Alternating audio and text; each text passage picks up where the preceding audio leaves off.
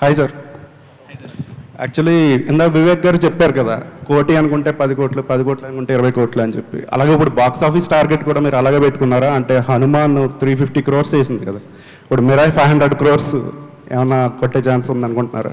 Sir Hanuman దేవుడిది sir, నాది కాదు. ఇది కూడా ఈ సినిమాది అవుతుందండి, నాది అవ్వదు. ఏ సినిమా కెపాసిటీకి ఆ సినిమా చేస్తున్నాను, అంతేగాని దాన్ని ఇప్పుడు అది కన్సిడరేషన్లోకి తీసుకుని చేసే పలం అయితే అసలు నేను చేయాల్సిన సినిమా కానీ నేను మీరు అన్నట్టు చెప్పాలంటే సరదాగా అవన్నీ వేరేలాగా ఉంటాయి. దాన్ని ఎప్పుడు కన్సిడరేషన్లోకి తీసుకోలేదండి. సో ఏ సినిమాకి తగ్గట్టు ఆ సినిమా చూసుకోవాలి.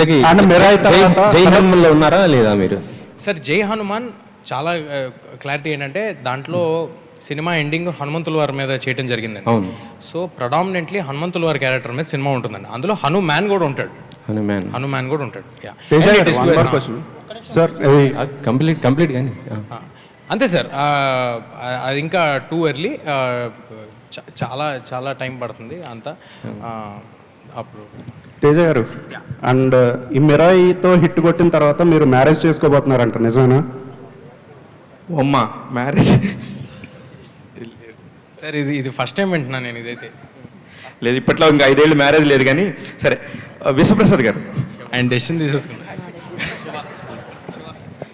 విశ్వప్రసాద్ గారు, ఇప్పుడు పొంగల్కి మన ప్రభాస్ గారిది వస్తుంది సినిమా అని చెప్పేసి అంతా అక్కడ వీళ్ళు మాట్లాడుకోవటం కదా. ఇప్పుడు మిరాయిని April 18th అని 1 year ముందే అనౌన్స్ చేశారు.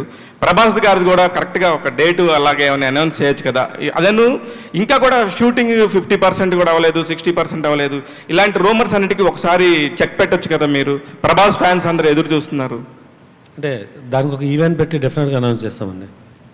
తేజ గారు, విశ్వప్రసాద్, నెక్స్ట్ 2-3 questions అండి. తేజ గారు, here hi, myself Hemamalini. So మీరు చిన్నప్పటి నుంచి చిరంజీవి గారితో వర్క్ చేశారు, పవన్ కళ్యాణ్ గారితో వర్క్ చేశారు, అందరితో వర్క్ చేశారు. ముఖ్యంగా ఈ గ్లిమ్స్ చూస్తున్నప్పుడు I can personally as a audience perspective కింద వాళ్ళిద్దరిని చూడడం జరుగుతుంది.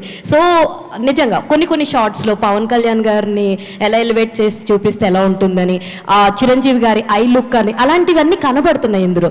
సో పర్సనల్గా మీరు యాక్ట్ చేశారు కాబట్టి వాళ్ళతోటి, సో వీళ్ళు యాక్ట్ చేసింది నేను ఇన్బిల్డ్ చేసుకొని చేస్తాను, అలా ఏమన్నా ఉన్నాయా?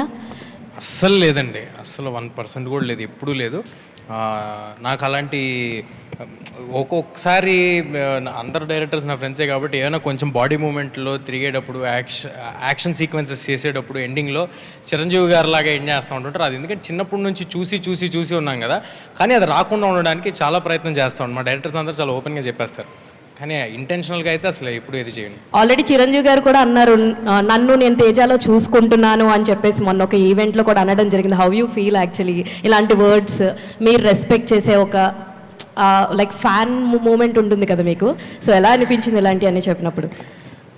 చాలా బ్లెస్డ్ అండి. అంటే నేను చిరంజీవి గారి చేతుల్లో నా ఫస్ట్ సినిమా నాకు 2.5 ఏళ్ళనప్పుడు చేశా. అది చిరంజీవి గారి సినిమా. సో లిటరల్గా ఆయన చేతులను ఎత్తుకుని ఆ సినిమాలో చేశారు. అలా